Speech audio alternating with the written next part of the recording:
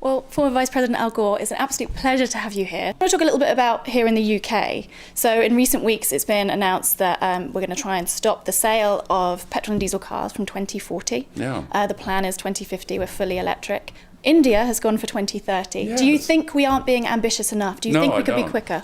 I don't. It's not my place to interject myself in your political discussions here, but you've asked me a question, and no, I don't think the government's being nearly ambitious enough. Smoke is still billowing from the tower, and I can see large flames coming out a window around halfway up.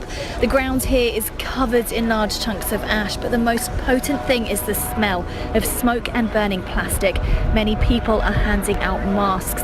The fire broke out just before 1 a.m. this morning. Samira Lamrani saw it unfold and told me she couldn't believe how quickly the fire took hold. It just spread from side to side, upwards, and people were then starting to appear at the windows frantically. And already there's been a huge effort to rally around the survivors. Dozens of people, like Tasha Braid, have pitched in to help. Been asking people if they can give up a room for the night or a sofa or even anything. There are 600 people without somewhere to stay tonight.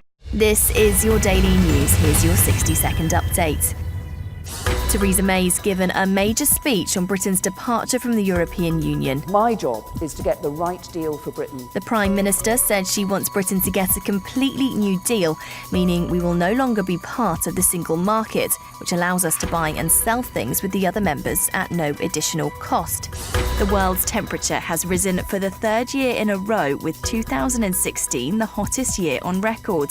That's according to data from NASA and the UK Met Office, who say human emissions of carbon dioxide are the main factor in the increase. A young Prince Harry was showered with kisses by his older brother William and was constantly in trouble at school.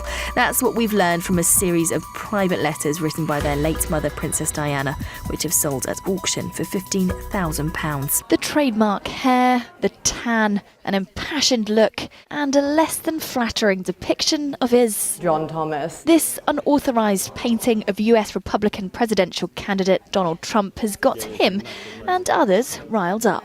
And I'm going to make a big bold statement here. Mary Poppins Returns is my film of 2018. Whoa. I adore it. I absolutely loved it. Emily Blunt is, and I hate to say this, but cheesily practically perfect in this. She is absolutely wonderful in this role. She's already picked up 2 nominations, one at the Golden Globes and one at the Screen Actors Guild for this performance. And there's now talk that she might get an Oscar nomination for it, which would be her first.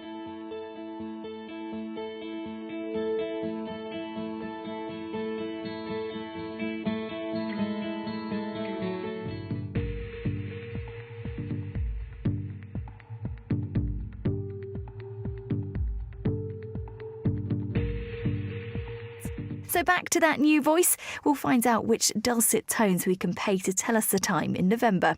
For now, though, here's my very best attempt. At the third stroke, it'll be 6:49 precisely. And if by luck, that's the time you're watching, I bet you're freaked out.